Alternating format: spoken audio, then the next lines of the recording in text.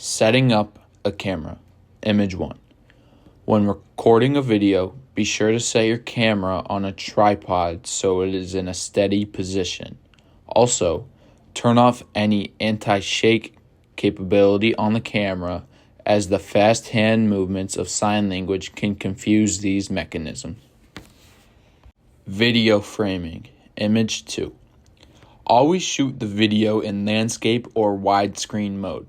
Place the signer at least 10 to 15 feet, which is also 3 to 5 meters away from the camera. Keep the camera lens level with the signer's chin and make sure the video frame shows space around the signer's head.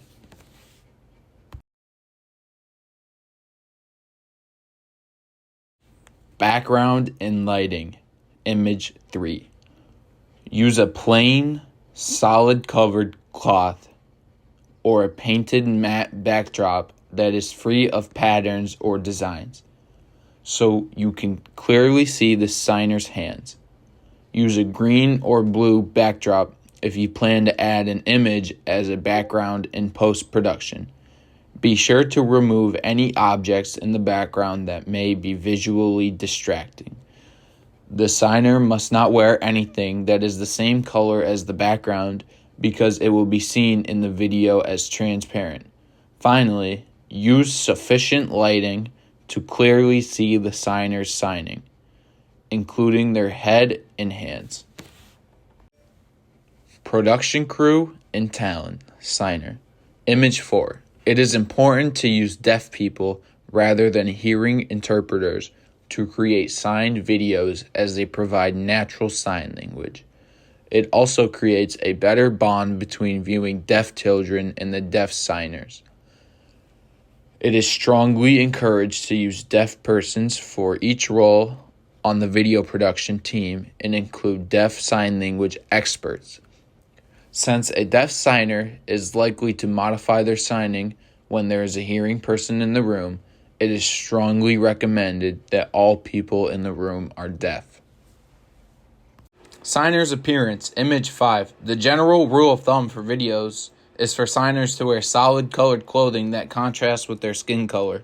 Culturally representative clothing is allowed if the material is one solid color without distracting visuals. It's recommended that jewelry is limited to wearing only small studs and that rings on fingers be removed or covered with tape that matches the signer's skin tone. The wearing of glasses is also not recommended if possible. Eye contact. Image 6. Eye contact is one of the most important characteristics of sign language. The signer should be sure to maintain eye contact with the camera to sustain a connection between the signer and the viewer. Placement of the signer in the video frame. Image 7. The signer can be in the middle of the frame as long as the signer is not blocking the critical part of the background image. Rule of vertical thirds. Image 8. The rule of vertical thirds method, where you divide what you see in the viewfinder into thirds vertically, is used to place the signer at one of the vertical 1/3 of the frame, allowing space for the background image. The signer should be placed on the left third of the viewfinder if the signer's dominant hand is their left hand, or the right third of the viewfinder if the signer's dominant hand is their right hand. Captions/subtitles. Image 9. If captions or subtitles are included in the video, ensure that they are positioned so that they can be clearly visible for reading. Also, be sure to leave the captions up for the length of the time needed to comfortably read them in their entirety.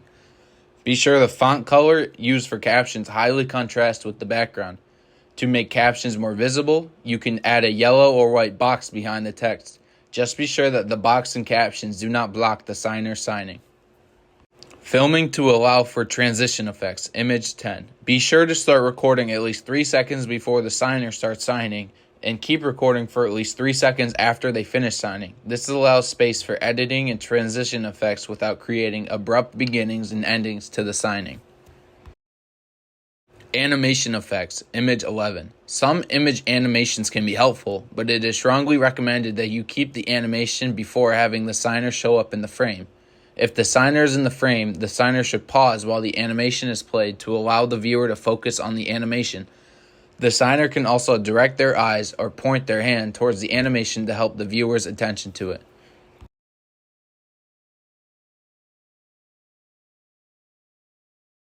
Video file size, image 12. Sometimes a large video file size can be problematic and result in difficulties uploading your video to a platform. Generally, YouTube limits the file size to 15 minutes and 2 gigabytes.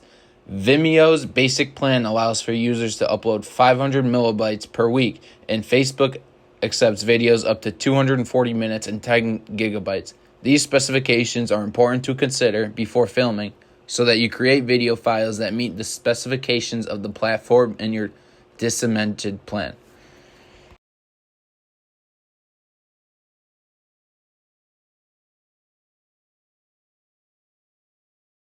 Reducing video file size, video compression, image 13. To reduce the video file size before exporting to an MP4 file, open up advanced settings and lower the resolution or the frame rate.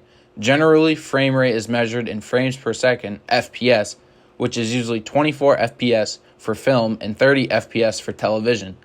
Choose the resolution or frame rate based on what is optimal for the device where the video will be played. Reducing video file size, resolution, image 14. The optimal resolution for a HD YouTube video is 1080p, but if you need to decrease your video file size, 720p can be selected. Reducing video file size, excess footage, image 15. If video compression is not enough to reduce your file to the size needed, you can also trim excess footage. For example, at the beginning of a clip or at the end of a clip. For an upper grade level storybook, you can also reduce video length by increasing the video speed to 1.25 or 1.5 times for the entire video before exporting it as a video file.